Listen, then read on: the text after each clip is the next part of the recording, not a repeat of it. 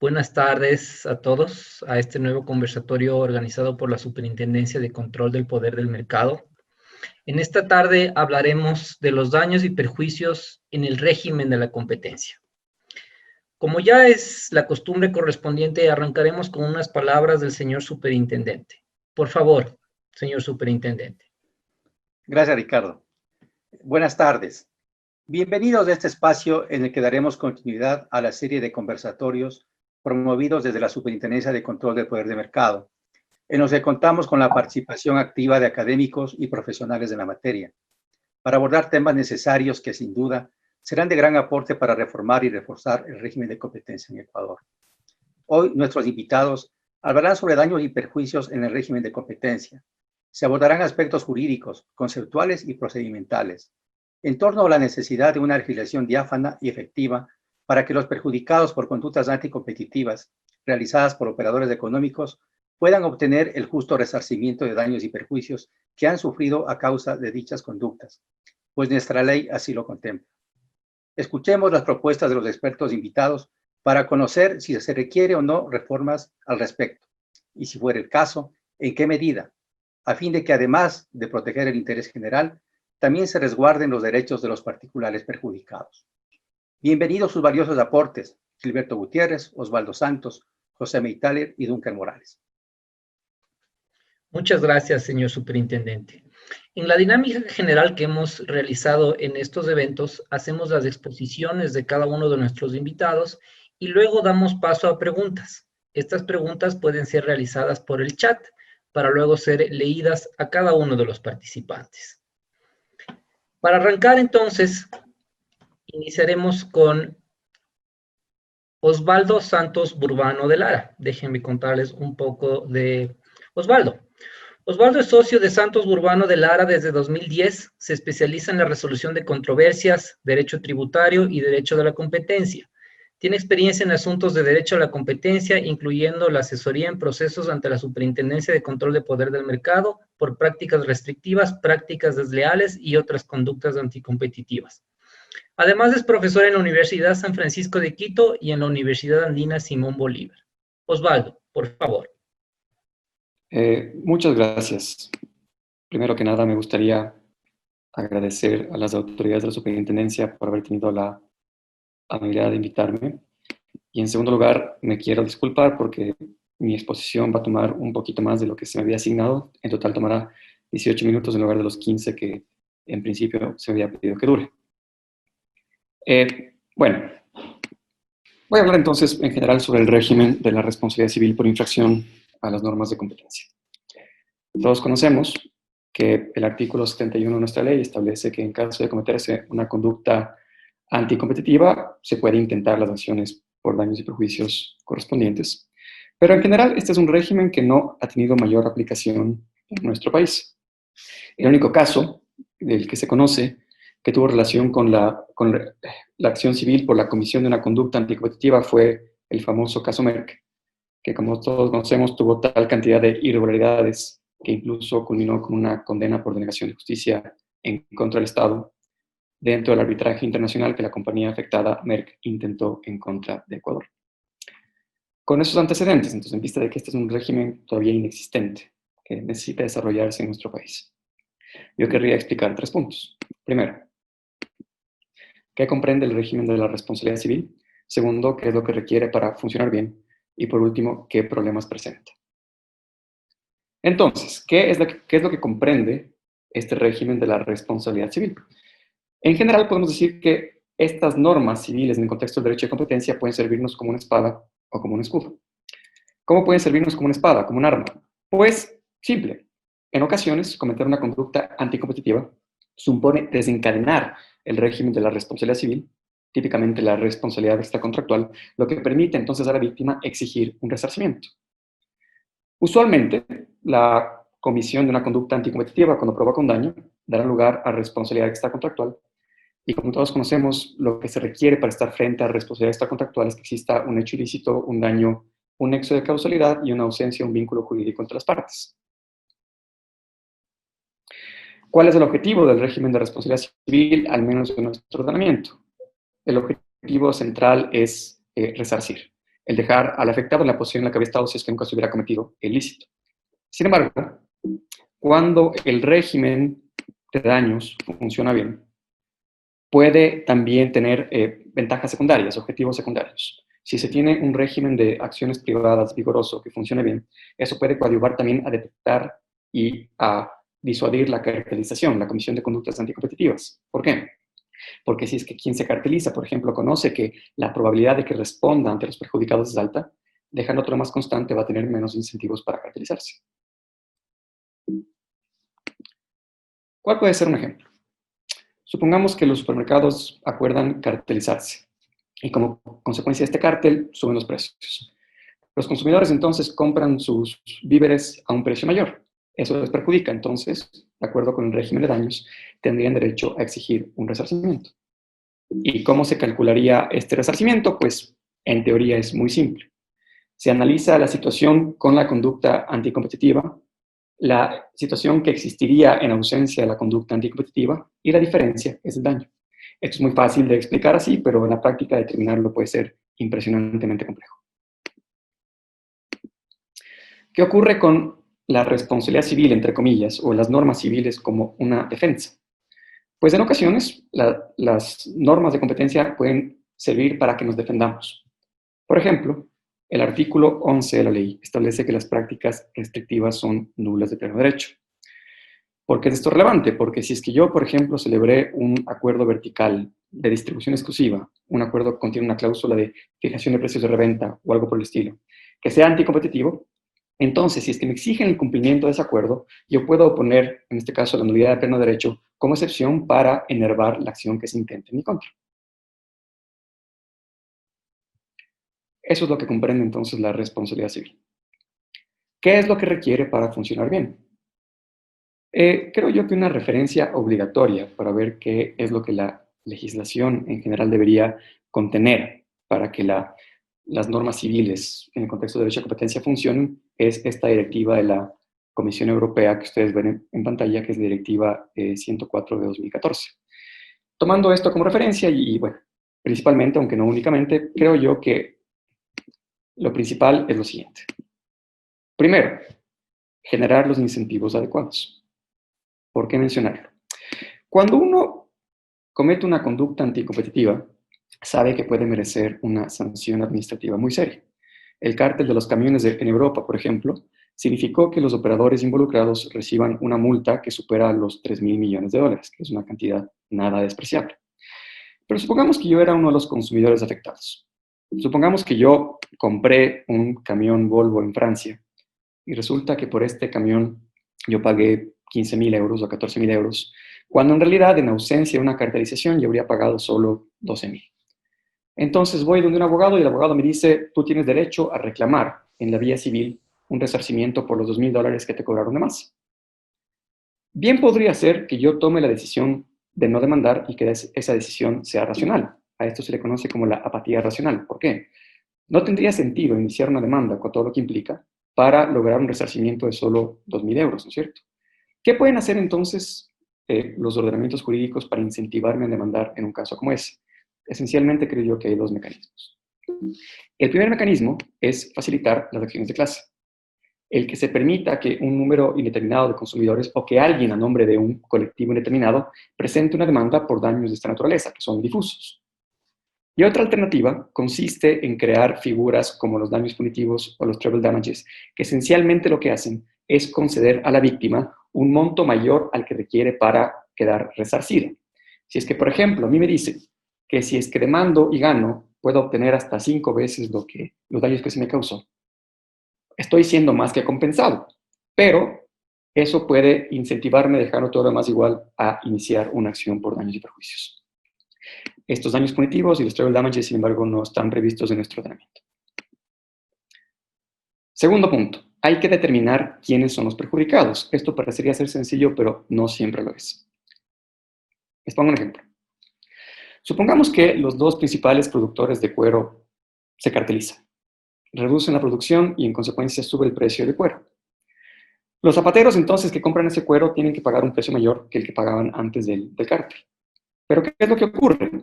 Lo que ocurre es que los zapateros logran trasladar todo el sobrecosto a los consumidores finales. ¿Quién tiene entonces la legitimación para reclamar? ¿Los zapateros o las personas que compraron los zapatos? Independientemente de cuál sea la respuesta, el ordenamiento debería establecerla con claridad. En Europa, por ejemplo, a esto se le conoce como la Pass on Defense. La directiva se le denomina la repercusión de los sobrecostes. Y la idea, al menos en Europa, es que debe propenderse el que pueda reclamar únicamente el que se vio verdaderamente perjudicado como consecuencia de la conducta anticompetitiva. Tercero, uno de los temas más importantes, la relación con la responsabilidad administrativa. La sanción administrativa busca disuadir, la responsabilidad civil busca resarcir. Ambas son deseables, pero pueden ser incompatibles. Pueden tener objetivos o métodos incompatibles. Es pero muy importante, entonces, que la legislación tenga perfectamente delimitados los ámbitos de aplicación de ambos tipos de responsabilidad. Por ejemplo, ¿es necesario o no un pronunciamiento de la autoridad para poder intentar una acción por daños y perjuicios civiles? Si es que no resulta necesario, ¿qué efecto tiene el pronunciamiento de la autoridad? ¿Se entiende que genera una presunción de derecho? ¿Es simplemente un indicio? ¿Se entiende que es algo que no puede ser controvertido más adelante en las cortes al reclamar por los daños y perjuicios? Otro tema. ¿Qué ocurre si es que, por ejemplo, un operador miembro de un cártel se somete a un programa de clemencia? ¿Tiene que pagar también los daños y perjuicios o no? Si es que decimos, sí, claro que tiene que pagar también los daños y perjuicios, entonces eso podría ir en desmedro de los intereses del programa de clemencia, porque si yo sé que tengo que resarcir a los consumidores, voy a tener menos incentivos para someterme a clemencia que si es que no tengo esa responsabilidad. Del otro lado, si es que yo no respondo al someterme al programa de clemencia tampoco por los daños y perjuicios, entonces la pregunta es, ¿por qué los consumidores habrían de verse perjudicados? Con independencia entonces de la respuesta que sea a estas preguntas, algo que el ordenamiento debe tener es claridad. No debería haber duda entonces acerca de cómo responder las inquietudes que he mencionado. ¿Por qué el tema de la prejudicialidad es importante? Porque si es que exigimos prejudicialidad, por ejemplo, la probabilidad de que se inicien acciones civiles va a ser mucho menor que si es que no se exige esta, entre comillas, prejudicialidad. En Estados Unidos, por ejemplo, entiendo que de cada 10 juicios, cada 10 casos por la comisión de una conducta anticompetitiva, 9 son acciones privadas y una es una acción de autoridad. Eso es, creo yo, un síntoma de un régimen de daños privados que funciona aceptablemente bien. Por último, temas de obtención de la prueba. Algo que se requiere para que el régimen de daños privados funcione adecuadamente es que los afectados puedan obtener la prueba y puedan probar el daño sin mayor dificultad. Esto es algo a lo que se refiere el considerando 15 de la directiva de la Comisión Europea a la que me referí. Entonces, si eso es lo que se requiere... ¿y por qué esto puede ser tan importante? Hubo en el Reino Unido un caso en el que la autoridad de competencia había determinado una conducta anticompetitiva, pero más adelante, cuando se inició una acción civil, lo que la Corte de Apelaciones de Inglaterra resolvió es que no se había probado el daño. Entonces, bien puede ocurrir que a mí de nada me sirva que la autoridad haya hecho una investigación para obtener un resarcimiento si es que no cuento con los medios necesarios como para probar el perjuicio que sufre. Tercer punto. ¿Qué problemas tiene nuestro ordenamiento? Desafortunadamente, los problemas son muchísimos. Y eso explica el por qué el régimen de responsabilidad civil por infracciones a la competencia virtualmente no existe. Creo yo que los 4 principales se resumen así. Primero, que el régimen es inadecuado. Explico por qué. Esto es algo sobre lo que me parece que Dunker podría dar una explicación mucho más detallada y profunda, pero en resumen, conocemos que la responsabilidad civil en nuestro ordenamiento puede ser contractual o extracontractual. Es contractual cuando deriva del incumplimiento de una obligación y es extracontractual cuando deriva de la comisión de un delito o un codelito civil. Es fundamental distinguir entre ambas porque las reglas que les aplican son muy diferentes. Hay diferencias, por ejemplo, en cuanto a la prescripción, a la culpa para cometer delitos y cuasidelitos, al hecho de que se resarzan o no los daños imprevisibles, a la capacidad delictual y cuasidelictual, etcétera, etcétera. ¿Y por qué comento esto? Porque muchas veces en materia de competencia puede haber duda acerca de cuál es el tipo de responsabilidad que aplica. Supongamos, por ejemplo, que un supermercado tiene posesión de dominio. y como dominante decide subir los precios de sus productos al punto en que eso se convierte en un abuso explotativo, que es algo que está normado en nuestro ordenamiento. Digamos que este señor entonces compra algo en este supermercado y paga un 20% de más que lo que habría pagado si es que ese supermercado no hubiera usado su posición dominante. Quiere reclamar. ¿Por qué vía reclama? ¿Reclama por responsabilidad extracontractual o contractual? ¿Podría esto considerarse un incumplimiento contractual como un incumplimiento de la obligación de actuar de buena fe o debería considerarse en cambio un cuasi delito civil? Con independencia de cuál sea la respuesta, tendría que haber claridad, porque si es que uno se equivoca en la causa petendi es tan simple como que la demanda no prospera. Y hay otro tema más, que es también un ejemplo. En materia de responsabilidad extracontractual, el Código establece que la prescripción opera a los 4 años desde la perpetración del acto. Si es que permitimos entonces las acciones privadas sin que la autoridad haya tenido que pronunciarse previamente, podría aplicar este plazo de prescripción que definitivamente es corto e inconveniente. Segundo problema, reglas problemáticas. Desafortunadamente, nuestra ley está llena de normas que tienen problemas serios de técnica legislativa. Primero, ¿es necesaria o no una actuación de la superintendencia, una decisión de la superintendencia para iniciar una acción de daños y perjuicios en materia civil? Pues yo creo que no. Para mí la respuesta es claramente que no. Pero si es que uno revisa el artículo 71 de la ley y el artículo 79 del reglamento, al menos tiene lugar para que haya dudas. Algo que debería ocurrir entonces es que nuestra ley establezca de manera diáfana si es que esta, entre comillas, prejudicialidad resulta o no necesaria, y en mi opinión no se la debería exigir, porque ya expliqué el por qué considero que el régimen de daños funciona mejor cuando este requisito no es necesario. Segundo, la ley establece que las prácticas desleales se asumen cuasi delitos. Ese es un error terrible. ¿Por qué? Porque es evidente que las prácticas desleales pueden ser delitos civiles y en ciertos casos pueden ser incumplimientos contractuales. Lo que la ley establece es que como los cuasi delitos no requieren intención, se asumen cuasi delitos. Pero eso es muy grave, porque es más o menos lo mismo que sostener lo siguiente. Para ser estudiante de la Universidad de San Francisco, uno no requiere ser ecuatoriano. En consecuencia, todo estudiante de la San Francisco es extranjero. Ese es un salto lógico que ustedes habrán notado el error en el razonamiento, que es lo mismo que sostener que porque la práctica desleal no requiere intenciones cuasi delito. ¿Y por qué esto puede ser grave? Supongamos que yo firmo un acuerdo de no divulgación de un secreto empresarial. Y yo revelo ese secreto empresarial en incumplimiento del acuerdo. El afectado me quiere demandar. ¿Por qué vía me demanda? ¿Por un incumplimiento contractual o por un cuasi delito, que es lo que dice nuestra ley de regulación y control del mercado? Pues el juez definitivamente tendría un problema porque este evidentemente sería un incumplimiento contractual, pero que la ley categoriza como cuasi delito.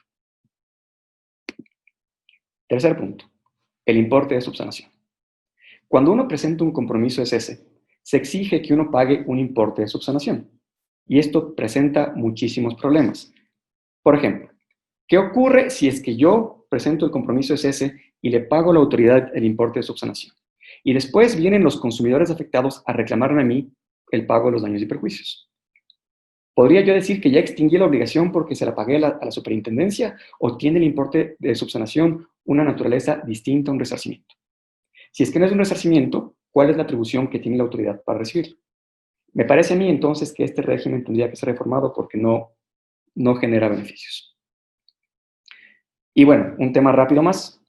Yo creo que el que se diga que las prácticas restrictivas son nulas de pleno derecho no es lo más deseable. ¿Por qué?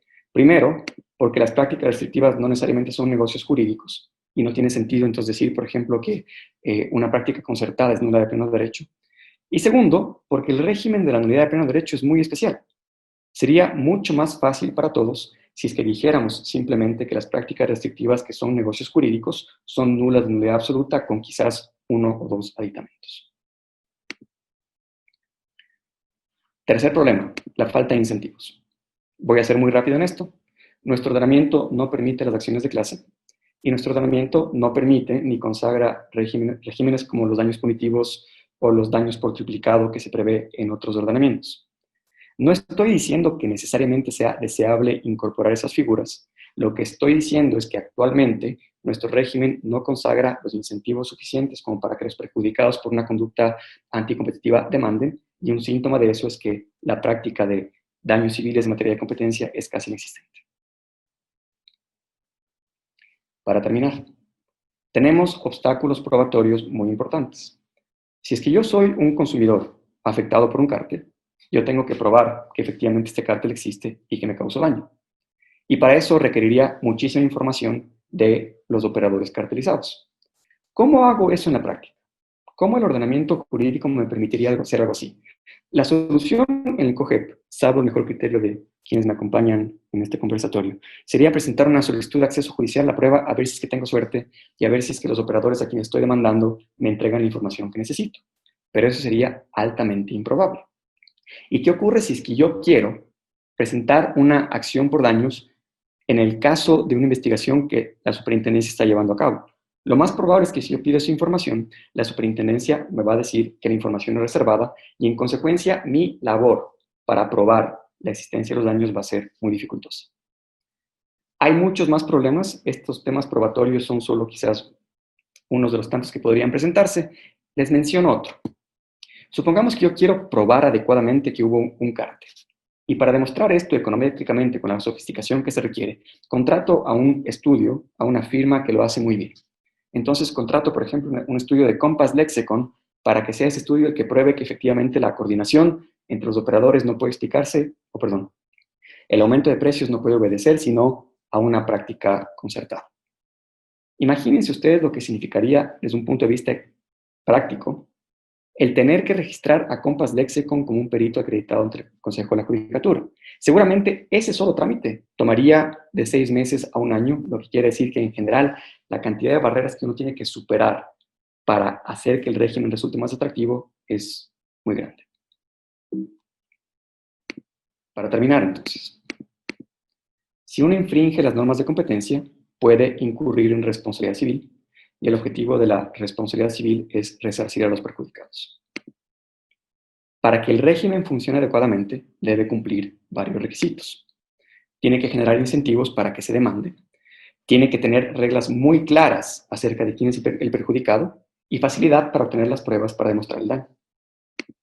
En nuestro país, sin embargo, este régimen tiene muchos problemas. ¿Por qué? Porque las normas, según expliqué, pueden ser inadecuadas o pueden ser confusas. Los consumidores pueden no tener incentivos para demandar y además los aspectos probatorios pueden significar más de un obstáculo. Con eso termino. Muchas gracias. Muchas gracias, Osvaldo. Antes de continuar, quiero recordarles que también nos pueden ver por la página de YouTube de la Superintendencia de Control de Poder del Mercado, SCPM-EC. Para continuar, tenemos a Gilberto Gutiérrez. Gilberto es cofundador de Antitrust Consultores y Abogados y actual gerente general. Como socio y abogado liderado en la firma las áreas de Antitrust, Competencia y Derecho Administrativo. Ha sido coordinador de maestrías de Derecho Administrativo y de Empresa en la Universidad San Francisco de Quito. Hoy es profesor titular en la Universidad Internacional del Ecuador, miembro de la Autoridad de Competencia 2009-2011 y miembro de la Asociación Colombiana de Competencia. Gilberto, por favor. Bueno, trataré de ser lo más breve y preciso posible. Agradezco en primer lugar a las autoridades de la superintendencia y a todos los demás miembros y colegas que compartimos esta conferencia, declarando que en materia de libre competencia todos los días se aprende, y creo que va a pasar mucho tiempo para que alguien pueda decir que tiene un dominio absoluto en la materia. Así que todos los días aprendemos y esto es una buena iniciativa que celebro con la autoridad. Bien, el tema daños y perjuicios es bastante amplio, extenso y lo he concentrado mi intervención en un aspecto puntual. Definitivamente estamos hablando, en mi criterio, de una responsabilidad extracontractual Y como toda responsabilidad extracontractual corresponde demostrar el ilícito antitrust, hago una cápite. Yo voy a trabajar, o mi exposición va a trabajar en los ilícitos antitrust. Descarto, por razones de tiempo, prácticas desleales. Entonces, concentrándome en la práctica antitrust o ilícitos antitrust en una responsabilidad extracontractual, tiene que trabajarse fuertemente en demostrar los 4 grandes requisitos: ilícito antitrust, un nexo causal, un daño, y básicamente ahí entra el tema del monto como indemnización de daños y perjuicios. Pero los 3 primeros son los fundamentales que tanto en sede administrativa como judicial hay que entrar a probar. Ahora, yo voy a hacer un comparativo porque coincido, y creo que todos vamos a coincidir. Cuando uno revisa el 71 y el 79, no hay ningún secreto, no hay prejudicialidad. Y es simple, cuando uno lee el 71, y repito, el 79, no hay una causa de inhibición para el juez que pueda decir no puedo conocer una causa. Los jueces están llamados a conocer y a resolver aplicando la ley, y en la ley de mercado no hay esa prejudicialidad, ni siquiera hay una disposición que tenga un efecto exclusorio para los jueces que no puedan conocer. Entonces, desde mi punto de vista, superado ese dilema de que no hay prejudicialidad, yo quiero plantearles llevar un proceso con fines de conseguir daños y perjuicios, pero analizándolo desde la sede administrativa y desde la sede judicial. Entonces, en la sede administrativa, la prueba del ilícito antitrust le corresponde, conforme lo establece la norma, a la autoridad. Y yo no quiero decir que el particular no colabore, o el actor realmente no colabore o no incida. Por supuesto que tiene una intervención y una incidencia indiscutible, pero legalmente le puede descansar en los hombros de la superintendencia. En la vía judicial le corresponde al actor o al demandante probar el ilícito antitrust. Y eso es un tema complicado porque el particular no va a gozar de esas facultades extraordinarias que tiene la superintendencia, legalmente hablando, para poder investigar a su contraparte. Y entonces eso tiene una desventaja que hace que, por ahora, la acción judicial para buscar una declaración de infracción o del ilícito tributario en sede judicial tenga ciertos desincentivos, la dificultad que genera probar el ilícito antitrust, versus la sede administrativa que goza, como ya dije, de algunas prerrogativas. Entonces, eso tiene un efecto importante, que yo no lo llamaría ineficiencia o problemas normativos. Yo creo que es la realidad que pasa aquí en cualquier lado. El segundo elemento de la responsabilidad extracontractual que hablamos generalmente es el daño, y entonces aquí es donde viene o se pone la cosa interesante. El daño, cuando tradicionalmente se alega un proceso, se lleva en un proceso en sede administrativa, la superintendencia tiene algunos bienes jurídicos tutelables. La eficiencia, el bienestar general, los consumidores, y pueden ponerle más, pueden ponerle menos. Pero en general lo que está, el llamado de la entidad administrativa es a precautelar un daño de carácter general, o público, o los sinónimos que quieran colocar. Busca entonces la autoridad llevar a cabo un proceso donde demuestre una afectación al interés general, al orden público económico, al mercado, y por ende, o de ello va a desencadenar de que la resolución del acto administrativo de un proceso va a ir encaminado, más no limitado, pero encaminado a ese interés general. Versus llevarlo a un proceso judicial, estoy llevando el análisis paralelo, en la vía judicial definitivamente el actor demanda, no denuncia, como en sede administrativa, demanda ¿qué? Daños concurrenciales o daños ilícitos antitrust de carácter individual. Cuando digo de carácter individual, no necesariamente tiene que ser él, uno, pueden ser varios, pero que está plenamente identificado. Entonces, aquí viene un tema que es sumamente importante. Si no tiene claramente definido ese ilícito antitrust con el nexo causal hacia su daño individual, hacia un derecho individual, que no necesariamente tiene que ser exclusivo, pero individual a él, probablemente el juez le va a decir, no tiene el daño para yo ordenar el resarcimiento en materia judicial o en vía judicial. Entonces, he allí como las normas nos van diciendo o nos van recomendando por dónde debemos ir en vista de que no hay prejudicialidad, insisto. Vale la pena acotar que cuando yo tengo un derecho subjetivo afectado por un ilícito antitrust, definitivamente yo veo que no existe una prohibición de gatillar un proceso en sede administrativa o en sede judicial, pero pues por sede judicial tienes que tener en cuenta cuál es la prioridad de la entidad administrativa. Pero hago una acotación, no quiere decir que la autoridad administrativa entonces deba omitir o deba no contemplar en su resolución del caso un pronunciamiento sobre el actor, sobre el denunciante. No estoy queriendo decir con esto que la autoridad administrativa va a fijar daños y va a fijar indemnizaciones. No. Lo que estoy diciendo es que en la resolución / acto administrativo tiene que haber un pronunciamiento expreso sobre el denunciante. Porque de lo contrario, cuando quiera gatillar el 71 y el 79, va a tener un problema, que el juez le va a decir, ¿y dónde sale usted mencionado en esta resolución al menos como afectado? Entonces, ahí hay que hacer un ajuste, pero no creo que sea del todo necesario normativo. Yo creo que es un tema más operativo. Bien. El famoso nexo causal, una infracción antitrust, un daño, el nexo causal. Básicamente, ¿de qué es el nexo causal? El lazo entre dos fenómenos y necesitas demostrar que uno es consecuencia del otro. Nexo causal. Simple. En la sede administrativa, pues ese nexo causal, como carga de la prueba también, le corresponde a la entidad administrativa, / el denunciante.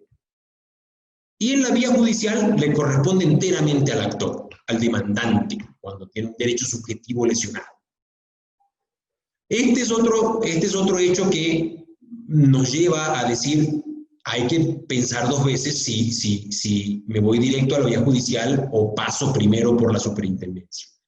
El tener un acto administrativo firme de la superintendencia donde declara que hubo una infracción antitrust y luego me voy a la vía judicial como particular es muy interesante porque ya tengo al menos una prueba, un documento que dice que hubo una infracción. Y en el nexo causal, siempre y cuando la administración pública me mencione en su resolución final, pues puedo decir que hay algo a mi favor como particular. Entonces, la trama del nexo causal, que es una pieza clave en la responsabilidad extracontractual, demostrar definitivamente que un hecho nace de que existen dos fenómenos y uno depende del otro, es importantísimo. Y es uno de los casos, y es una de las circunstancias donde más se caen los procesos antitrust o de ilícitos antitrust en la sede judicial, cuando no logras demostrar ese nexo, porque puede haber un acontecimiento, es más, con el pronunciamiento de la superintendencia que diga que sí hubo, eso no necesariamente te configura el derecho individual, porque puede haber habido una afectación general, pero no te mancilla, no lesiona un derecho subjetivo particular de una persona. En otros casos sí, pero puede que no. Finalmente, el tema que estamos tratando es el daño, y el daño pues, es un menoscabo patrimonial y un perjuicio, que es una privación de una ganancia que era lícita y no se percibió. Entonces, estamos claros que nuestra ley de mercado no contempla la posibilidad para que la superintendencia determine daños, a diferencia del FTC, el Federal Trade Commission, que sí puede, nosotros no podemos, pero tampoco no somos la única entidad administrativa que no puede hacer esto. Es un equilibrio entre la entidad administrativa y la facultad, las potestades administrativas, y nuestra ley lo canaliza hacia un juez. Hay unos que dicen que es criticable, otros dicen que no. Finalmente hay el camino. ¿Tiene sus ventajas pasar por la administración, por la superintendencia? Yo creo que sí,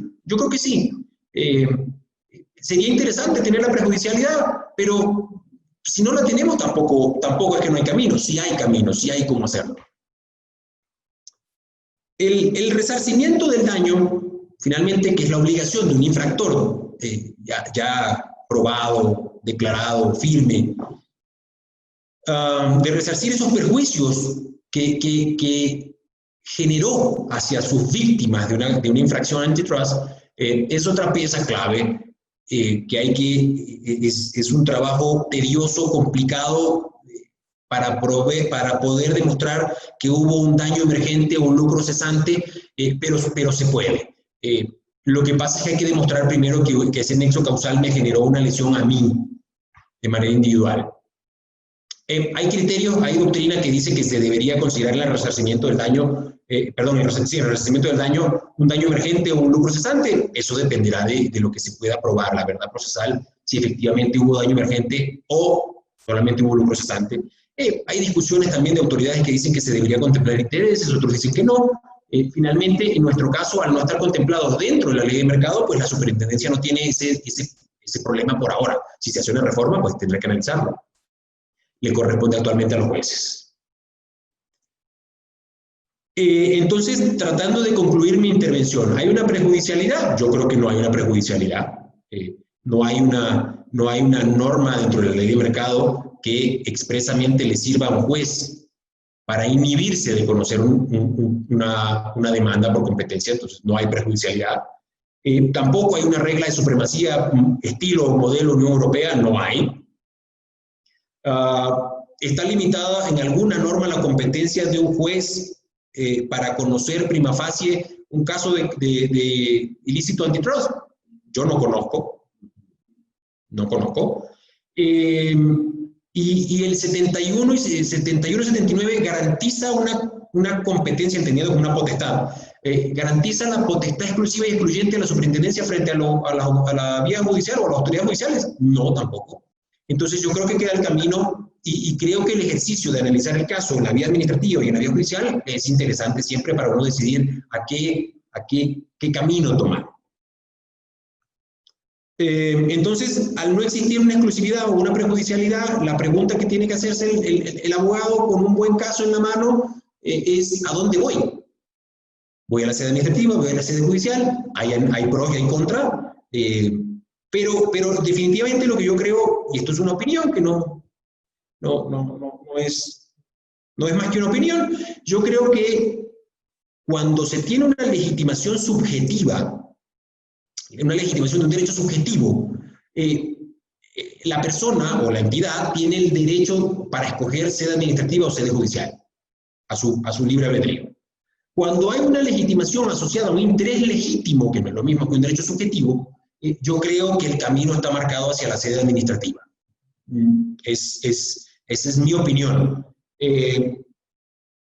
Ello no quiere decir que cuando voy a la sede administrativa solamente tiene que haber un interés general en peligro. También puede haber un interés individual, lo que señalaba antes. La autoridad tiene que mencionarme diciendo se afectó el mercado, los intereses generales, y parte de esos intereses estaba el Gilberto atravesado ahí. Entonces, mencionar. Entonces, ¿quién puede reclamar? ¿A dónde ir? Yo creo que depende si tienes un derecho subjetivo como legitimación asociada a un derecho subjetivo o una legitimación asociada a un interés legítimo que no son lo mismo. Y finalmente, para concluir, yo creo que la aplicación de normas de competencia está abierto a la autoridad administrativa o a la autoridad judicial.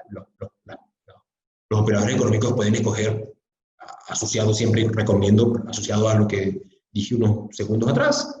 Es urgente, yo creo, es urgente implementar mecanismos de coordinación entre las autoridades administrativas y judiciales. Ojo, no estoy diciendo que uno se superponga al otro, yo estoy violando la división de poderes, no.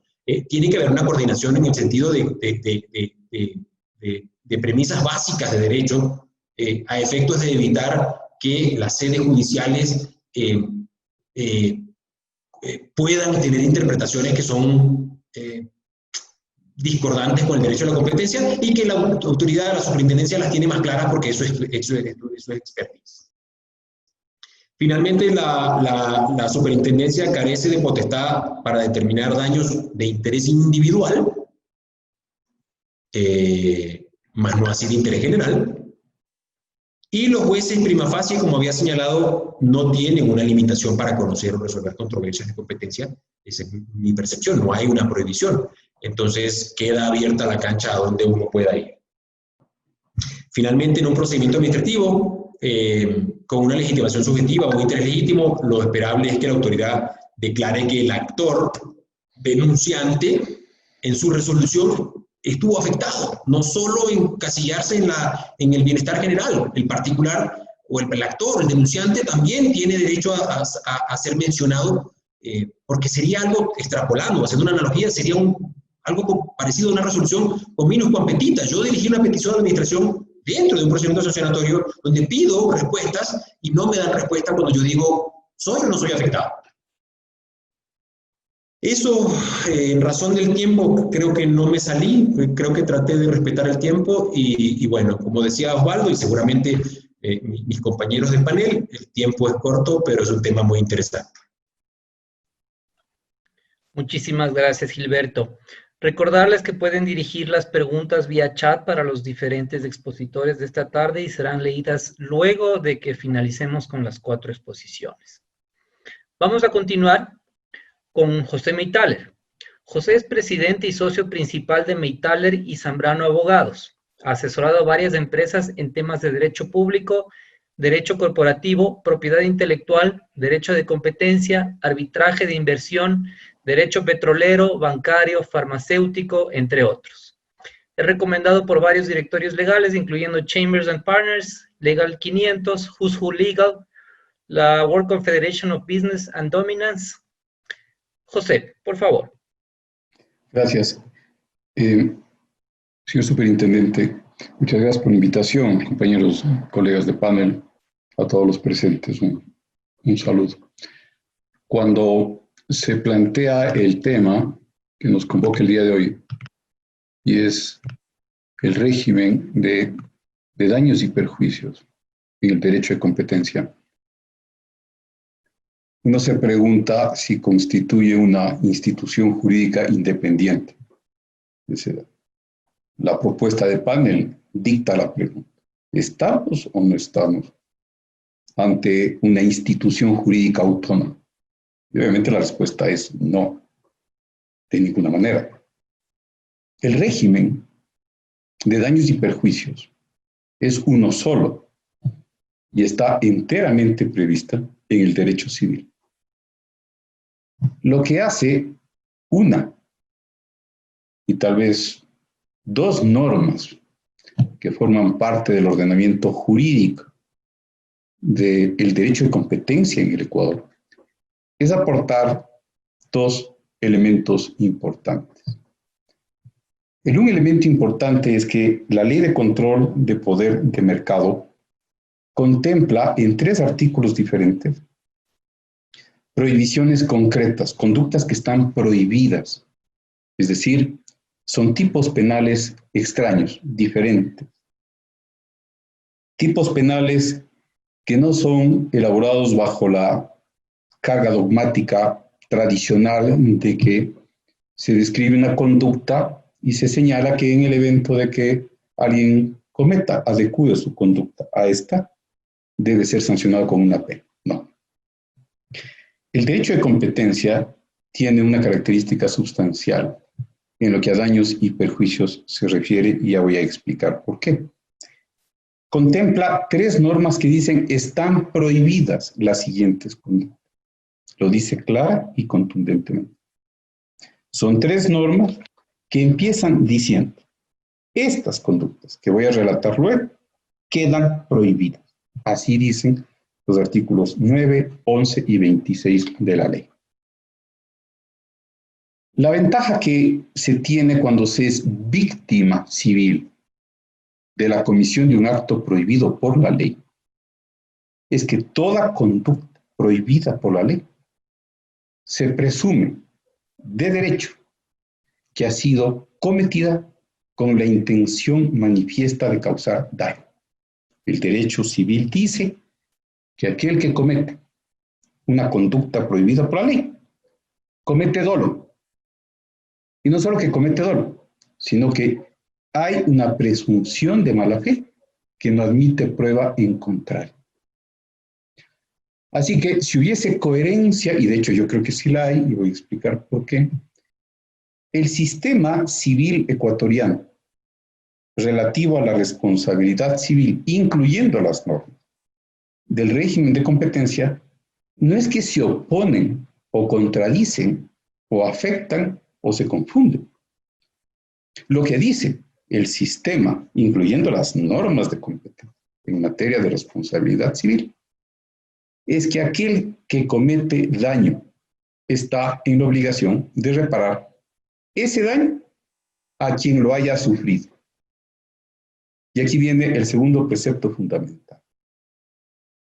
Si partimos del supuesto de que no es una institución independiente, el régimen de daños que está previsto en las normas de competencia, entonces debemos concluir forzosamente que aquellos que cometen un acto ilícito, de aquellos que están prohibidos por la Ley de Control de Poder de Mercado, entonces deben responder en dos instancias. La primera instancia ante la cual deben responder es ante la autoridad en el ámbito administrativo y a través de un procedimiento administrativo que puede derivar en un proceso judicial. El objeto de ese procedimiento administrativo no es la reparación de los daños, sino la imposición de la pena, en vista de que se afectó al interés público particular. Pero también existe otra acción complementaria, inclusive alternativa a disposición de aquel que recibió el daño. Porque hay que entender que la responsabilidad civil se nutre de dos sujetos extracontractuales. El primer sujeto extracontractual es el que comete el daño, el que adecua su conducta a las normas prohibidas en los artículos 9, 11, 26 de la Ley de Control de Poder de Mercado. Ese es el primer sujeto extracontractual. Pero hay un segundo sujeto extracontractual, que es el que recibe el daño. Y si esa persona recibe el daño, sea o no sea competidor, porque aquí la ley no hace discriminación, cualquier persona puede resultar afectado, entonces esa persona, en función del principio general de la responsabilidad civil, está en la posibilidad jurisdiccional, esta no es administrativa, esta es jurisdiccional, de acudir ante los jueces competentes a buscar la debida reparación de los daños irrogados por aquel que cometió el acto prohibido por la ley, el acto que la Ley de Control de Poder de Mercado ha prohibido. Es irrelevante, en consecuencia, que exista la Ley de Control de Poder de Mercado para que exista el daño. El daño existe sin esa ley. Y cuando existe daño, lo que manda el Código Civil es a que éste sea reparado. Ese es el precepto general. Bien. Si se plantean estas circunstancias, más bien lo que se debe analizar es cuál es la conducta que provocó el daño. Si la conducta que provocó el daño es de aquellas que son cometidas intencionalmente, con voluntad y conciencia, entonces estamos hablando de delito civil. Y ojo con esto. Pero si el daño es consecuencia de la culpa, es decir, de la negligencia, de la imprudencia, de la impericia y del incumplimiento de las normas, entonces estamos hablando de cuasi delito. Y las diferencias son importantes, porque aquel que comete delito civil está obligado a reparar la integridad de los daños y perjuicios irrogados. E inclusive tiene que reparar aquellos daños que podrían derivarse de manera indirecta de la conducta ilícita. El Código Civil habla de conducta ilícita y voluntaria. En los casos en los que haya terceros que se hayan beneficiado de la conducta dolosa, esos terceros también quedan obligados por el sistema de responsabilidad civil vigente en el Ecuador a devolver el importe de los beneficios. Y esa es una serie de circunstancias, de consecuencias que el Código Civil, con independencia de lo que señala la Ley de Control de Poder de Mercado, manda y obliga. Cuando existe este tipo de consecuencias, Estamos hablando de las famosas obligaciones sin convención. Estamos hablando del régimen de responsabilidad civil extracontractual. Y nosotros, particularmente en nuestra oficina de abogados, cuando hemos encontrado que hay conductas que están prohibidas por la ley de control de poder de mercado y que de todas maneras se han verificado y han causado daño, hemos iniciado las acciones de responsabilidad civil extracontractual ante los jueces competentes de la función judicial. Porque no es ante el juez ante quien yo voy a discutir los elementos propios que le corresponden al superintendente de control de poder de mercado en lo que tiene que ver con el cuidado del interés público. Esa es una materia extraña, al menos a la actividad de los jueces, que tienen bajo su jurisdicción, bajo su competencia, el determinar los siguientes hechos relevantes para aceptar una demanda de este tipo y en consecuencia condenar al demandado al pago de lo que corresponde. En primer lugar, la existencia del daño. La responsabilidad civil extracontractual no existe sin daño. Es esencial, es fundamental demostrar la presencia del daño. El segundo elemento es demostrar la causa de este daño. Y muchas veces la causa de este daño básicamente es simple y llanamente reflejar al juez que la conducta del individuo demandado se corresponde con una conducta prohibida por la Ley Orgánica de Control de Poder de Mercado. Automáticamente, en el evento de que se haga la prueba de la infracción, surge una segunda prueba a favor del demandante, que es la presunción de mala fe, imputable a aquel que cometió la conducta que se acusa. Lo tercero que tiene que analizar el juez es si el daño es consecuencia de la conducta ilícita, de la conducta prohibida por la Ley de Control de Poder de Mercado, el nexo causal. Y finalmente, si llega a demostrarse estos tres elementos, el juez tiene que declarar en sentencia la responsabilidad civil y propiciar que se ordene el pago de la reparación de los daños y perjuicios. Lo que haga la Superintendencia de Control de Poder de Mercado en el ámbito del cuidado del interés público a través de un procedimiento administrativo que busca la imposición de una multa o que busca la corrección de una conducta desviada en la parte comercial y que busca, en consecuencia, la buena salud del mercado, es absolutamente independiente del interés jurídico que se debate ante los jueces de lo civil, en donde la relación es simple y llanamente una relación procesal, una relación de litis consorcio activo y pasivo, en donde lo que importa es el descubrimiento del daño, la consecuencia del daño, la causa del daño y el monto de los daños y perjuicios que deben pagarse. ¿Quiénes están obligados a esta indemnización? Todos aquellos que hayan participado del proceso ilícito. Aquí no existe un régimen en el cual todos aquellos que hayan participado, ya sea con culpa o con dolo, queden exentos de la responsabilidad. No, señor. Más bien hay un elemento agravado y en eso aporta, creo yo, beneficiosamente la Ley de Control de Poder de Mercado cuando utiliza la expresión quedan prohibidas las siguientes conductas.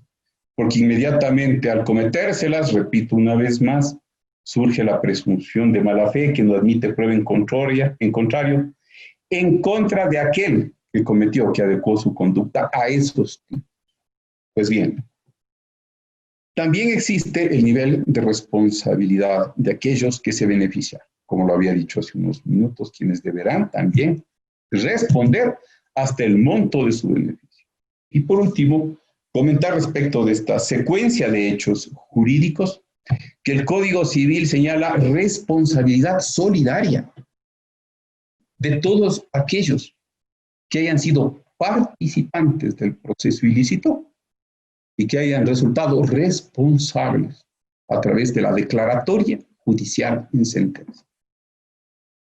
Por donde lo vean, esta clarísima diferenciación entre competencia administrativa para defender el interés público a cargo de la Superintendencia de Control de Poder de Mercado, más esto otro que significa la función judicial para obligar a quienes cometen un daño a reparar suficientemente el mismo a través de un proceso judicial, en ninguna forma implica, no puede implicar que exista una suerte de prejudicialidad entre lo uno y lo otro.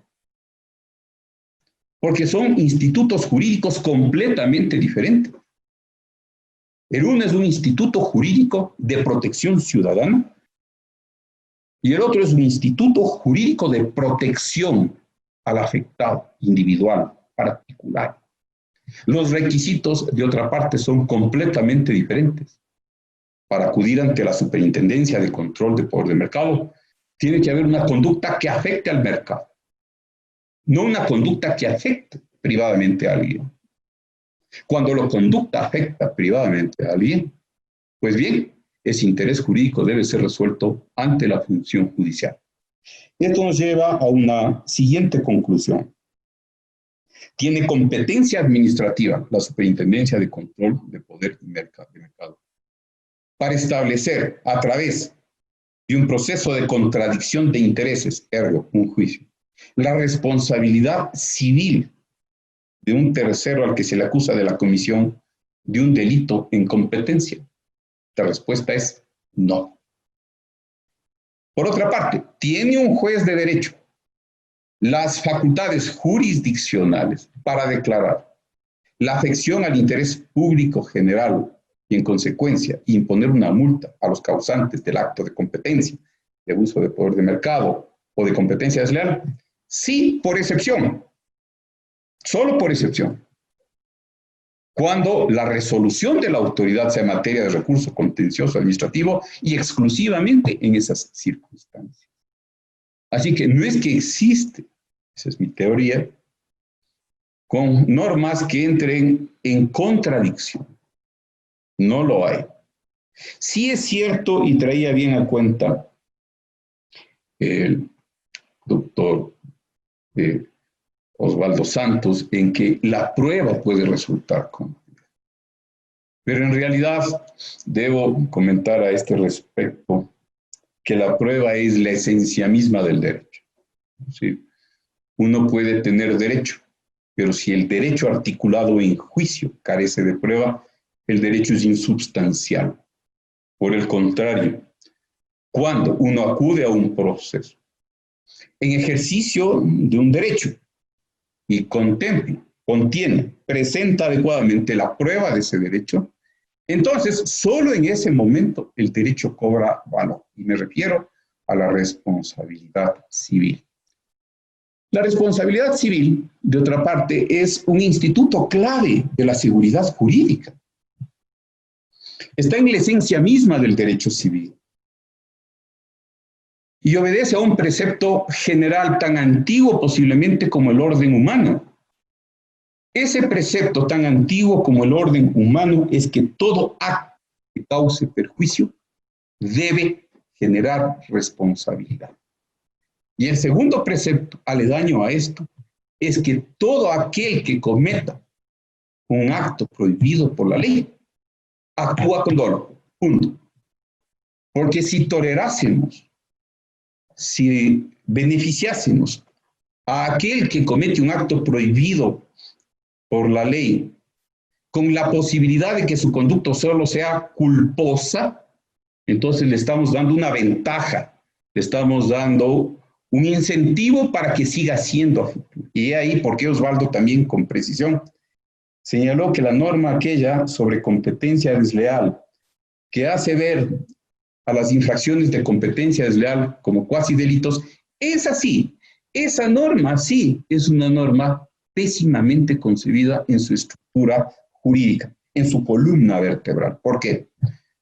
Porque resulta ser que la misma norma, esta, la del artículo 26 de la ley, señala cuáles son las conductas prohibidas. Entonces, lo que está indicando esa norma es que esas conductas son conductas que la ley considera de mala fe y que no admite prueba en contrario.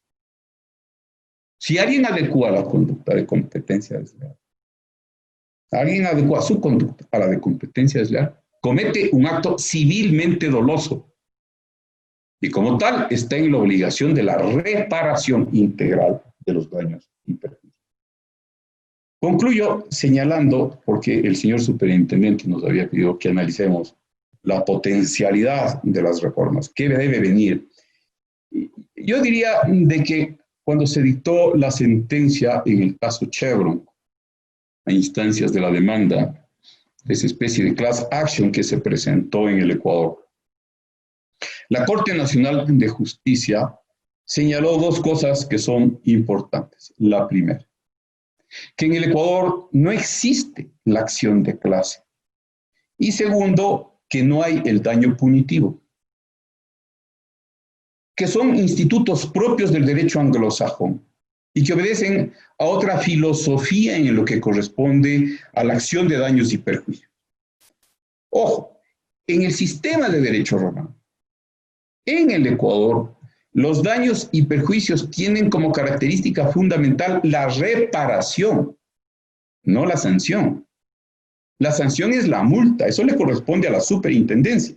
No es que en el Ecuador no haya sanción, hay sanción, pero implica un procedimiento administrativo ante autoridad competente e implica la imposición potencial de una multa. Pero en el nivel de responsabilidad civil, los daños y perjuicios son de carácter reparatorio, no punitivo. Por eso es que se deja sin efecto en esa sentencia la parte en la cual se duplican los daños y perjuicios calculados por este perito al que se ha cuestionado su labor, quien duplica a título de indemnización punitiva lo que en teoría debía pagar Chevron. Ahí la Corte Nacional dice, alto ahí, en el Ecuador no hay daño punitivo. Así que esto se elimina. Pero sí es necesario, en cambio, adecuar las normas reglamentarias, especialmente, creo que es el artículo 76 del reglamento de la ley, que señala un instituto absurdo. Dice, uno, que la acción de responsabilidad civil queda supeditado de alguna manera a la resolución administrativa. Eso simplemente no tiene ningún valor jurídico, porque implicaría limitar por vía de un reglamento los derechos del individuo a la reparación producto de haber sufrido daños y perjuicios, y ningún reglamento puede limitar. Peor aún, supeditar un derecho, condicionar un derecho a terceras actuaciones por parte de terceros funcionarios. Así que esa norma es la única que suena, está descuidada, desordenada, desubicada del derecho ecuatoriano. Y es a la que habría que tomarla y ponerla en su justa medida y señalar con toda precisión en cualquier norma, ya sea legal o reglamentaria. Si se busca reformar la ley o se busca reformar el reglamento, señalar con toda propiedad, uno, que el régimen de responsabilidad civil es el mismo que se regla por el Código Civil y que simplemente se nutre a través de la Ley de Control de Poder de Mercado de la facultad, en última instancia, probatoria que pueda tener una resolución que adopte la superintendencia, sin que esto implique en forma alguna condicionar la decisión de un juez, que bien puede inclusive apartarse de la posición de la superintendencia y mandar a pagar o no mandar a pagar daños y perjuicios a su leal saber y entender, producto de un juicio en el que se haya actuado pruebas y en el que se haya completado el debido proceso. Esas serían mis únicas recomendaciones. Muchas gracias, señor superintendente. Muchísimas gracias, José, por los aportes. Tomamos nota correspondiente. Para finalizar nuestro evento, contamos con la presencia de Dunker Morales Vela. Dunker es procurador metropolitano del Distrito Metropolitano de Quito y socio de Cardinal Abogados y Consultores. Máster en Derecho por la Universidad de Notre Dame, con énfasis en Derecho Internacional. Se desempeña como docente de la Pontificia Universidad Católica del Ecuador en las cátedras de Obligaciones y Negocios Jurídicos, Derecho de Daños e Introducción al Derecho, y en la Universidad San Francisco de Quito en las cátedras de Derecho de Daños y Conceptos Jurídicos Fundamentales. Dunker, por favor. Buenas tardes con todos. Bueno, como me lo sospeché al inicio, se han ido agotando de a poco los asuntos por tratar, pero vamos a ver cómo procuro ahondar en algunos de los asuntos o a realizar algún análisis comparativo de algunos de los asuntos que mis colegas ya han ido mencionando. Yo creo que hay un asunto que termina siendo un paraguas de comprensión de muchos de los aspectos del derecho de competencia particularmente, y de alguna manera con el régimen de competencia desleal que, como ustedes saben, de una manera un poco antitécnica, de todas maneras está fusionado en nuestra ley, y es el entendimiento de qué persiguen los estados cuando regulan un régimen de defensa de libre competencia. Por un lado, la búsqueda del incremento de la eficiencia económica en el mercado como un objetivo de interés general, y segundo, la tutela de unos derechos que ya son de interés puramente individual y que son de titularidad de los operadores económicos o de los consumidores que pueden intervenir en distintas relaciones jurídicas. Ese contexto y lo último tiene que ver, esta última finalidad, porque la primera es esencialmente de orden regulatorio, lo que tiene que ver con la búsqueda de eficiencias económicas en el mercado es de orden regulatorio. La segunda, que tiene que ver con la tutela de bienes jurídicos, de titularidad individual, de derechos individuales, tiene que ver finalmente con un resultado de orden patrimonial o extrapatrimonial, lo que nosotros conocemos como moral. A eso voy a regresar luego finalmente, porque de eso se trata el eje transversal de una reclamación por daños en cualquier materia, no solamente en el derecho de competencia.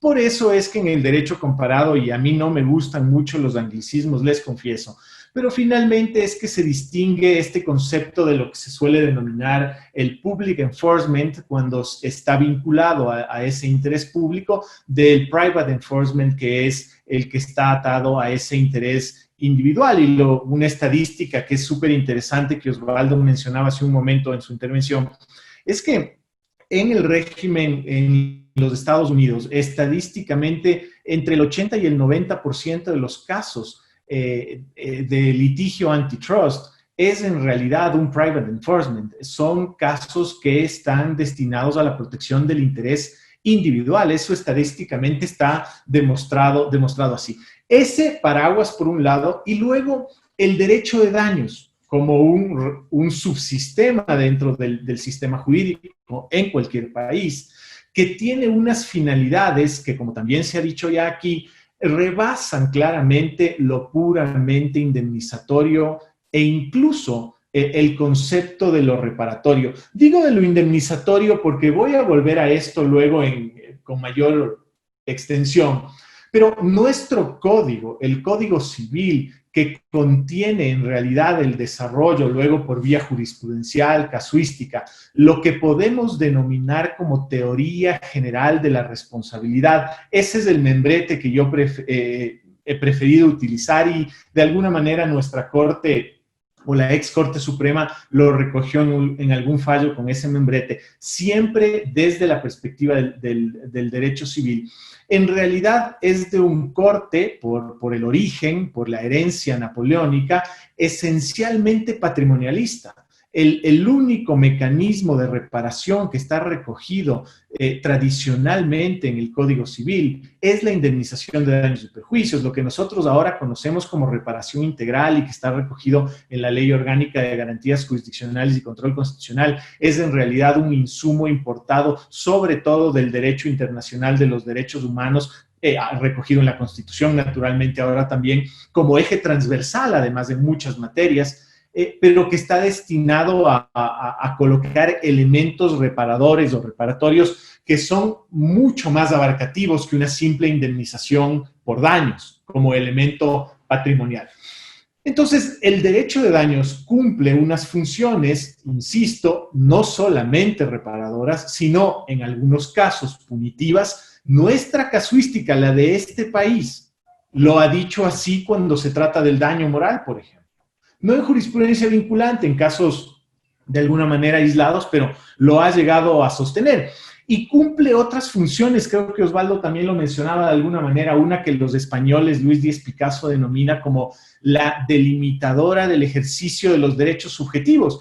Porque, claro, el momento en el que yo tengo una jurisprudencia sistémica, consistente, eso no tenemos, pero idealmente así debería ser, que me va dictando cuáles son las consecuencias en términos de los efectos de reparación de las acciones de los sujetos, en este caso de los operadores económicos, va delineando de alguna manera incluso el contenido del núcleo duro de los derechos subjetivos, porque me va diciendo lo que hago dentro de estos límites no va a repercutir en mi responsabilidad y aquello que haga por fuera de esos límites probablemente va a tener efectos en términos de responsabilidad. Al final, ese postulado de la teoría general de responsabilidad de la que he hablado y al que me voy a referir a continuación, no es otro que el contenido más básico, me parece que el doctor Meital lo mencionaba, del postulado de la justicia correctiva de Aristóteles. El que causa un daño ha de repararlo. Ese es el postulado básico y si es que ustedes quieren trasladar el contenido normativo de la regla básica de la responsabilidad del Código Civil al contenido filosófico, es eso en esencia. Bueno, vamos avanzando, como les decía. ¿Qué pasa ya en términos específicos? Y es para llegar, ojalá, al objetivo que se ha planteado de tener algún tipo de propuesta en términos de lo que tenemos. Yo creo que hay claramente, bueno, la presentación aquí ya falló porque me tocó ir improvisando un poco, pero voy a saltar. Vamos a lo que es, en términos normativos, relevante. Yo diría, y todos lo han dado de alguna manera, el artículo 25 de la ley, porque tiene la definición de las prácticas desleales con unas reglas específicas de contenido que tienen que ver con esta asunción del cuasidelito de conformidad con el Código Civil, y un inciso, el siguiente, que dice que las sanciones impuestas a los infractores de la presente ley, habla de manera extensiva y amplia, no obstan el derecho de los particulares de demandar la indemnización de daños y perjuicios que corresponda de conformidad con las normas del derecho común, así como la imposición de sanciones de índole penal en caso de constituir delitos. Es decir, lo que hace es establecer una autonomía de la responsabilidad administrativa propia del régimen de la ley, el derecho administrativo sancionador, del efecto indemnizatorio que por primera vez utiliza aquí la ley, una remisión a lo que denomina el derecho común, y luego la eventual responsabilidad de orden penal si es que fuera el caso. Esta es la primera remisión que tiene la ley en el contexto de las prácticas desleales, aunque la redacción es bastante genérica. Luego tenemos el 71, que bajo la denominación responsabilidad civil, dice las personas naturales, una norma que todos los colegas han mencionado, las personas naturales o jurídicas que hubieren sufrido perjuicios por la comisión de actos o conductas prohibidas por esta ley, podrán ejercer la acción de resarcimiento de daños y perjuicios conforme las normas del derecho común. La siguiente remisión a este concepto del derecho común, ¿no es cierto? Luego, yo creo que no puedo dejar de mencionar el artículo 89 que se refiere a los compromisos de cese, porque me parece que tiene un contenido de alguna manera, primero, que se puede sobreponer y podría tener incluso alguna inconsistencia, no solo con la remisión al régimen común, sino que yo creo que con unos conceptos básicos de la teoría general del derecho y de la teoría general de la responsabilidad. Porque cuando la norma me dice que en el compromiso de cese y es el primer inciso. Hasta antes de la resolución de la superintendencia, él o los operadores económicos investigados, relacionados o denunciados podrán presentar una propuesta de compromiso por medio del cual se comprometan en cesar la conducta objeto de la investigación y a subsanar, por eso tenemos unos mecanismos de subsanación, además reglado internamente, de ser el caso, los daños, perjuicios o efectos. Subsanar los daños, perjuicios o efectos que hayan producido, que produzcan o que puedan producir en el mercado relevante y en los consumidores sus prácticas anticompetitivas. Yo le di algo de relevancia a esta norma porque, claro, uno puede pensar, yo les hablaba al comienzo en el paraguas de las finalidades del régimen, desde un contenido regulatorio general cuando se trata de encontrar eficiencia económica en el mercado, versus una tutela de derechos individuales que pueden tener un contenido patrimonial y extrapatrimonial en algún caso. Pero lo que no veo cabida para reparar, porque es contraintuitivo, contra principios elementales de la teoría general de responsabilidad, es daños a un ente que no es un sujeto de imputación jurídica, que no tiene personalidad jurídica. Y eso es el mercado.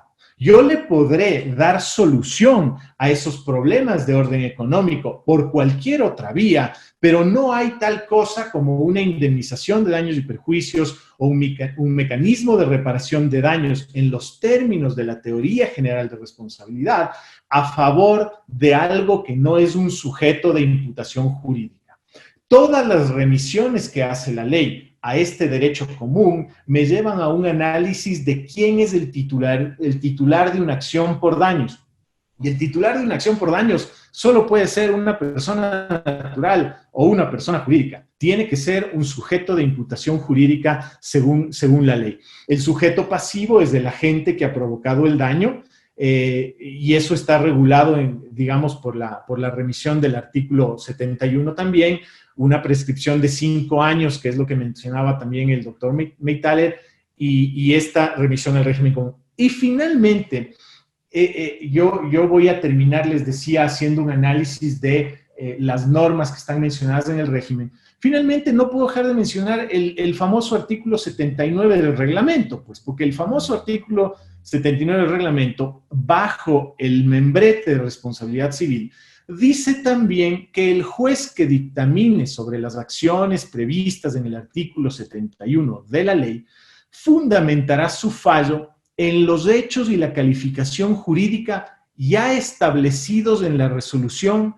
que la Superintendencia de Control de Poder de Mercado emita respecto de los asuntos que hubiere conocido. Es decir, me está generando la obligatoriedad, yo le podría también calificar a esto como algún requisito, es el influjo de la determinación administrativa respecto de la judicial. Pero me está diciendo que en cuanto a los hechos y la calificación jurídica establecidos en la resolución, el juez está necesariamente atado y vinculado. Y eso tiene varios problemas, naturalmente. Uno, que está innovando el régimen legal por vía de una disposición reglamentaria. Innovando, ¿por qué? Porque si es que la ley lo que me dice es que yo tengo que remitirme a un régimen común, que es el del derecho privado, esencialmente el del Código Civil, para establecer la responsabilidad de los operadores económicos o de los sujetos involucrados, ese régimen no prevé de forma alguna que el juez esté vinculado por el contenido de una resolución administrativa, y más bien el juez es el que ha de definir, sobre la base de la prueba que se aporta en el proceso, la existencia de los presupuestos materiales de responsabilidad, a saber, el daño, el hecho ilícito, la intencionalidad, que serían la culpa o el dolo, según el caso, y el nexo causal entre el hecho ilícito y el daño. Esa es una calificación que le corresponde al juez.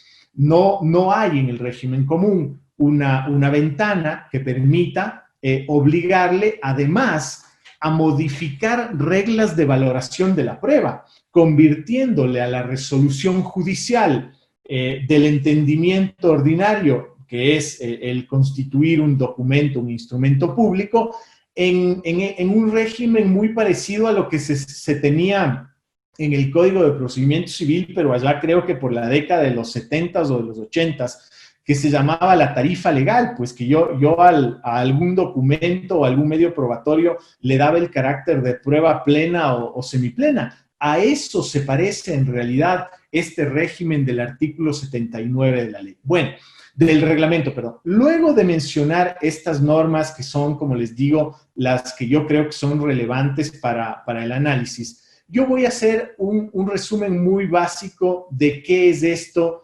del régimen común. El régimen común, yo no creo realmente que es necesariamente y en todos los casos la responsabilidad extracontractual o el régimen de responsabilidad extracontractual. Y deliberadamente no digo civil, sino responsabilidad extracontractual a secas, porque si partimos del presupuesto de que esto es una teoría general de responsabilidad, y así lo ha formulado nuestra jurisprudencia, pues tiene aplicación a ámbitos distintos que la materia exclusivamente civil, aunque su origen haya sido las reglas del derecho civil. Tiene aplicación incluso en el derecho público, solamente que con unos matices propios del derecho administrativo, porque en el derecho privado el régimen se basa precisamente en un postulado de justicia correctiva. En el derecho público, la explicación desde la doctrina y en nuestra jurisprudencia se basa en lo que se conoce como el principio de distribución equitativa de las cargas públicas. Esa es la racionalidad de la asignación de una responsabilidad objetiva. Piensen ustedes que el momento en el que el artículo 79, y tal vez aquí hice un paréntesis, pero el momento en el que el artículo 79 le dice al juez, si aquí hay una resolución administrativa y fija unos hechos y la calificación jurídica está fijada también en la resolución y usted no lo puede variar, yo creo que esencialmente el reglamento ha impuesto un régimen de responsabilidad objetiva respecto de los daños que se pueden reclamar sobre la base de esa norma. Yo creo que esa norma es ilegal y además es inconstitucional porque viola reglas del debido proceso en relación con la validez de las pruebas. Pero si es que yo asumo que es una norma que está vigente y me anclo en esa norma en una discusión de orden judicial, yo creo que puedo llegar fácilmente a la conclusión de que se infiere un régimen de responsabilidad objetiva.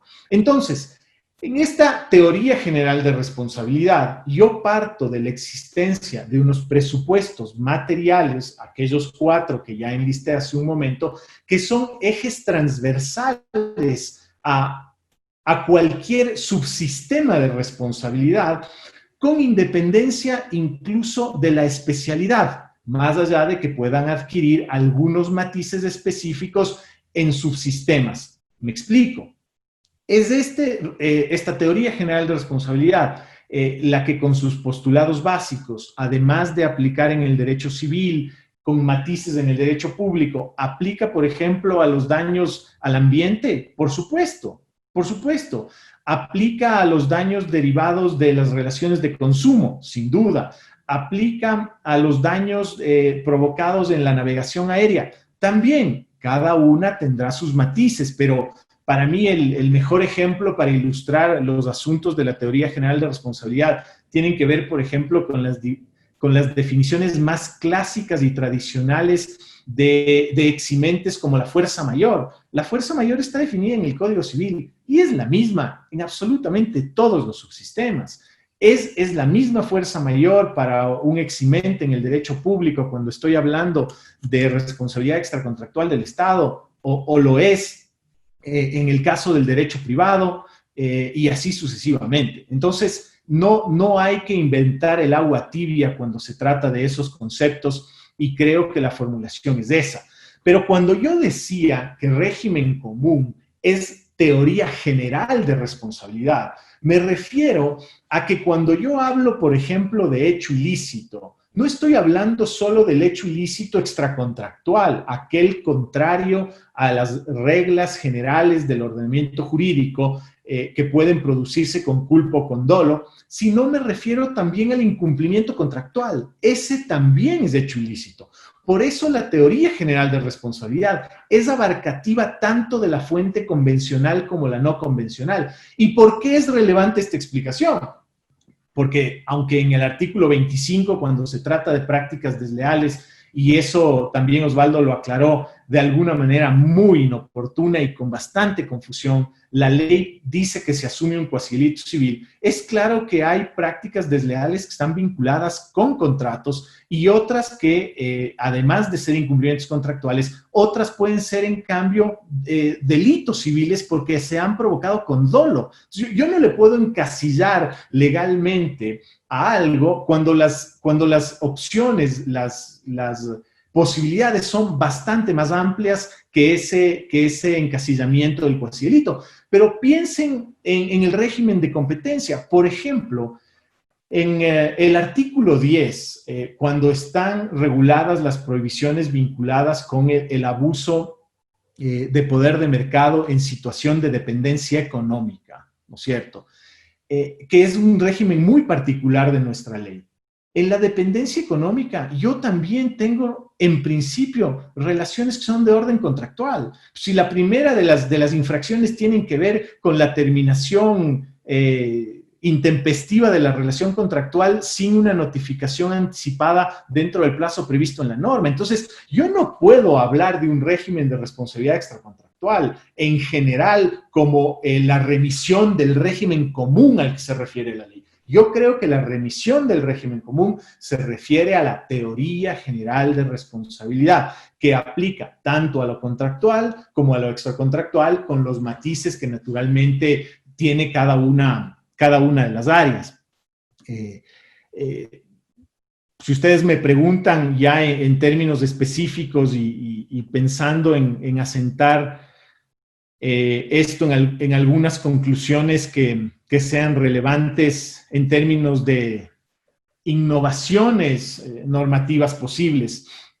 Hemos hablado y se ha hablado mucho aquí de la acción de reclamación específica, digamos, lo que yo podría denominar la independencia de las acciones. Este es un asunto que tiene un paralelo o una analogía en la que yo suelo tener una convicción muy propia. Y tiene que ver con el influjo de la responsabilidad penal respecto de la responsabilidad por daños y perjuicios. Porque yo creo que está muy arraigado en nuestro sistema este entendimiento de que cuando se trata de un ilícito, y utilizo ilícito en el término más general posible, no he dicho delito penal, que tiene que ver sobre todo con la muerte de las personas o las lesiones corporales, está arraigado no solo legalmente, culturalmente, esto es idiosincrático, está arraigada la noción de que eso tiene que ser una responsabilidad penal. En el derecho anglosajón eso no es así, porque primero el derecho está formulado de tal manera que de la condena penal no nace ningún tipo de potestad para la víctima. De la condena penal yo no reclamo daños y perjuicios. Yo puedo seguir un proceso por lo que se llama un tort en los Estados Unidos, que es el régimen más parecido a nuestra responsabilidad extracontractual, antes, durante o después del juicio penal. Por eso tal vez a nosotros nos termina siendo tan chocante un caso como ese famoso litigio de este deportista O.J. Simpson, ¿no es cierto?, que tuvo absolución penal, condena civil, nos causa cortocircuito, pero ahí no hay inconsistencia porque el objeto, o no necesariamente, porque el objeto de los procesos es distinto y el estándar probatorio, sobre todo, es muy distinto también.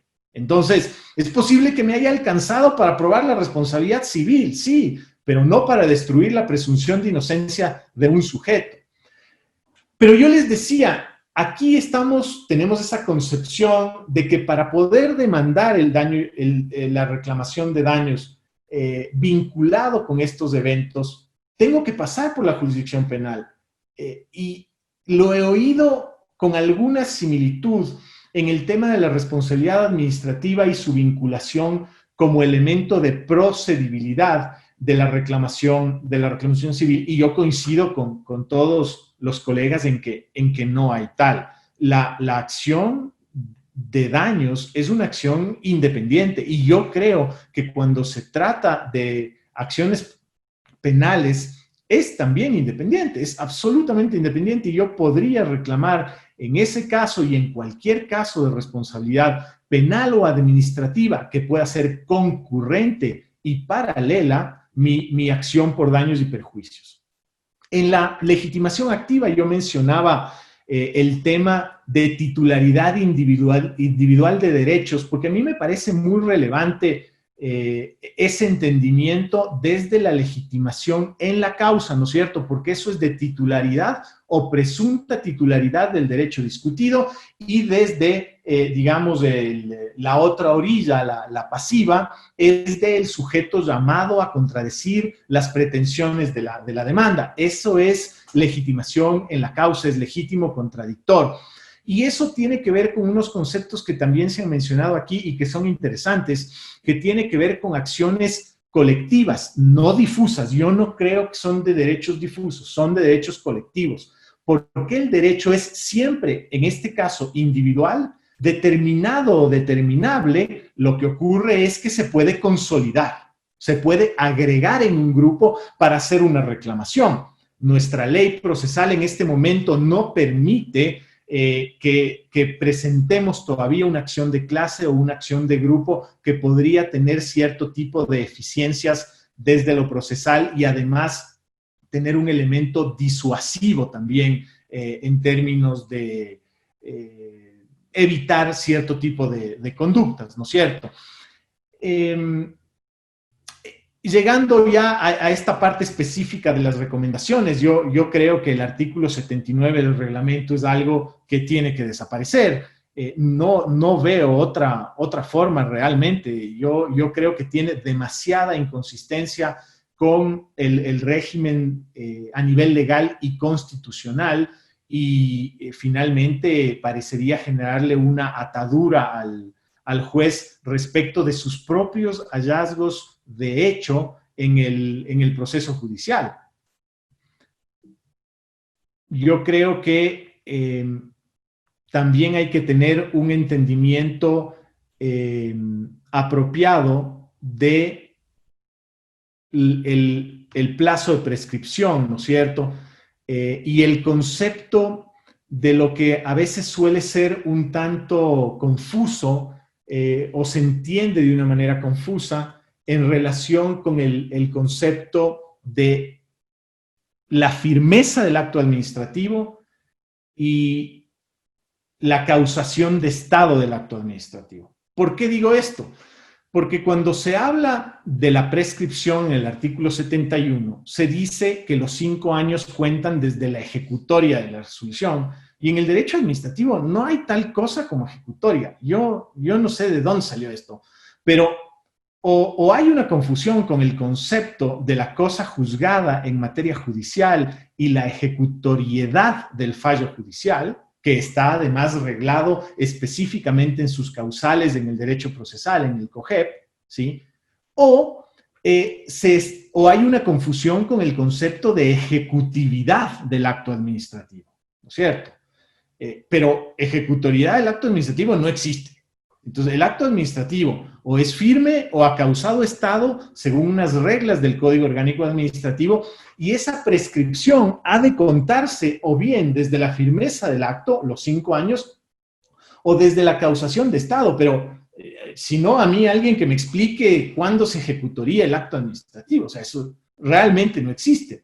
Tiene que ser una de las dos opciones. Y digamos, una de esas dos opciones es: o se agotó la vía administrativa o se extinguió por los plazos la posibilidad de cualquier impugnación en la vía administrativa o en la judicial. Y desde ahí empiezan a transcurrir esos 5 años. Creo que eso también requiere algún tipo de aclaración en el artículo 71, porque termina siendo al menos antitécnico y me deja zonas grises respecto de cuál puede ser realmente la interpretación adecuada, ¿no? Y bueno, creo que eso les agradezco muchísimo. Gracias al señor superintendente por la invitación, a los colegas por el intercambio de ideas que ha sido tan fructífero, y espero que esto que les he dicho les sea de utilidad en alguna medida. Muchas gracias. Muchísimas gracias, Dunker. Igual tomamos nota de todas las recomendaciones. Para cerrar nuestro evento, vamos a dar paso a las preguntas correspondientes y por el tiempo también vamos a dar paso a las 3 o 4 primeras preguntas que se realicen. Vamos por la primera que fue enviada hace un momento. Está dirigida a Osvaldo Santos. Dice, ¿podría invocarse una defensa de sobrecostes en Ecuador sobre la base de las reglas generales de reparación integral en el Código Civil? Si es así, ¿podría ser que nuestro sistema, al no tener acciones de clase ni daños punitivos, estaría actualmente más bien generando incentivos para los infractores? Por favor, Osvaldo. Es una muy buena pregunta y, bueno, como... No sé si se me escucha ahí. Sí. Sí. Y, bueno, por la redacción de la pregunta sé que fue Ricardo Montalvo quien la formuló. Repito, me parece que es muy, muy relevante, muy bueno. Yo creo que efectivamente el tema de los sobrecostes resulta aplicable. No sé si lo invocaría como una excepción como tal, sino es tan simple como al momento de cuantificar el daño, habría que tomar en consideración cuánto del costo adicional fue posible para el reclamante trasladar a los consumidores. Entonces, más que invocarlo como una excepción, sería una cuestión de la cuantificación del daño que sin duda sería relevante. Y lo segundo, acerca de si es que esto genera un incentivo para los infractores, yo creo que lo que ocurre con el régimen de daños no es que genera incentivos para infringir la ley, sino que no genera un desincentivo, que es el problema. Lo que debería ocurrir es que el régimen sea tan sólido, tan robusto, tan arraigado y tan eficaz, que a más de la sanción administrativa constituya una razón para que los operadores no cometan infracciones a la ley. Muchas gracias. También queda abierta, si es que quiere alguno de los otros participantes complementar la respuesta, tal vez. Listo, entonces vamos con la siguiente. Es una pregunta dirigida para Gilberto Gutiérrez y señala, el juez que conoce una demanda por daños y perjuicios derivados de una conducta anticompetitiva puede alejarse del criterio de la superintendencia y determinar que no se ha configurado el cuasidelito. Por favor, Gilberto. Me voy a incluso apalancar en alguna parte de la exposición de Dunker. Yo creo que el juez no puede estar atado al artículo 79 del reglamento, no tiene esa facultad de un reglamento para limitar a un juez. Y voy a dar un interesante ejemplo. En el caso colombiano de Uber, donde la SIC estableció una sanción, un acto administrativo, y definitivamente el juez que conoce la causa declara simple y llanamente algo que no estoy de acuerdo, pero finalmente el juez se aparta del criterio de la SIC y totalmente revoca el criterio de la SIC y Uber comienza a funcionar inmediatamente. Yo creo que lo que establece el 79, si es por ahí que va la pregunta de la persona interesada, establece una especie de recomendación al juez diciéndole, considere los elementos de un acto administrativo que está firme o estable y considérelo, pero no creo que sea una camisa de fuerza para el juez el acto administrativo.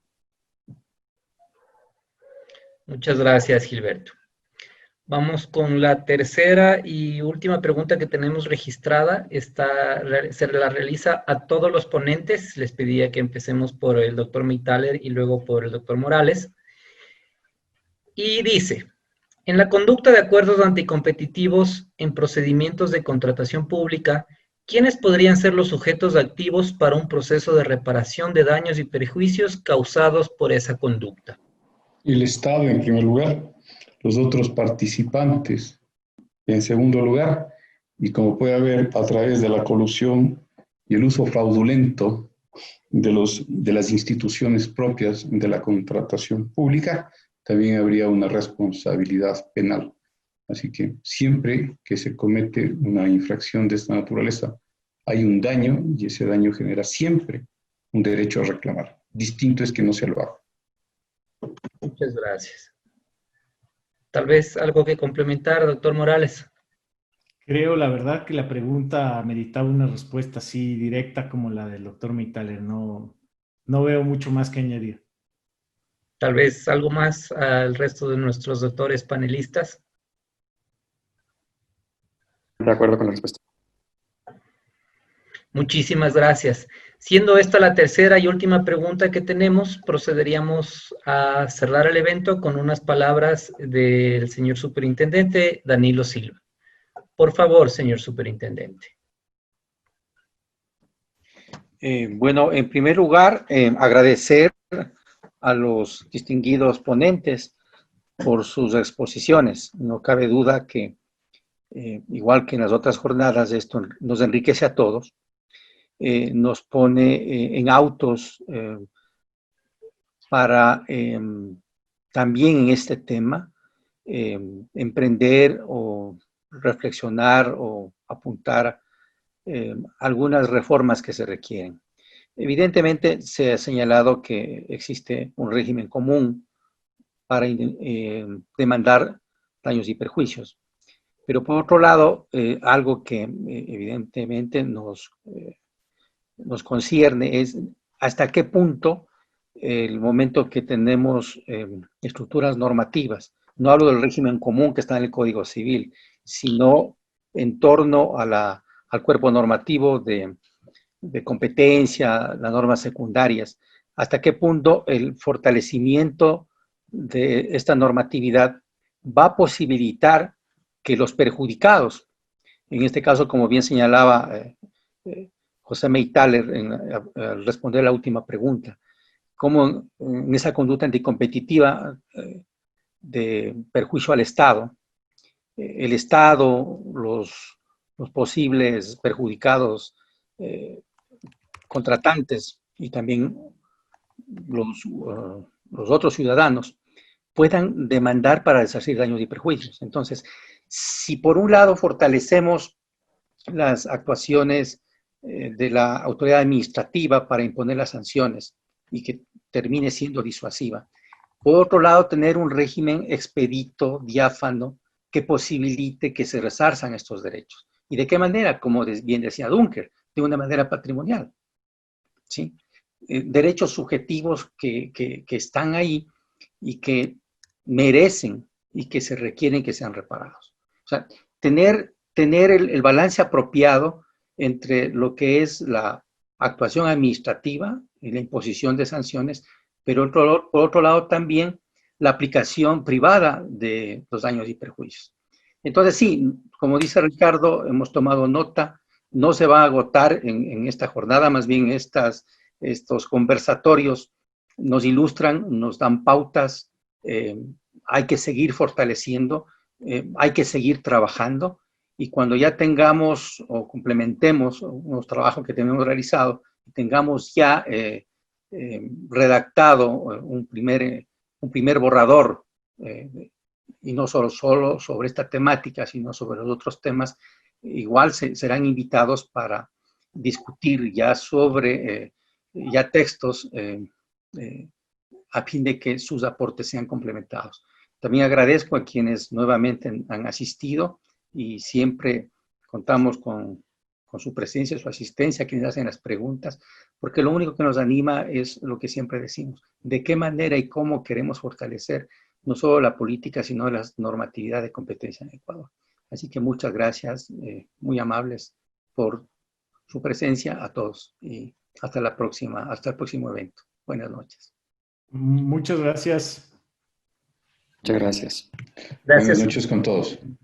Un comentario final a nivel de una pregunta que nos acaba de llegar. Sí, las grabaciones de estos eventos se están subiendo en la página de YouTube de la Superintendencia de Control de Poder del Mercado para cuando quieran revisarlos.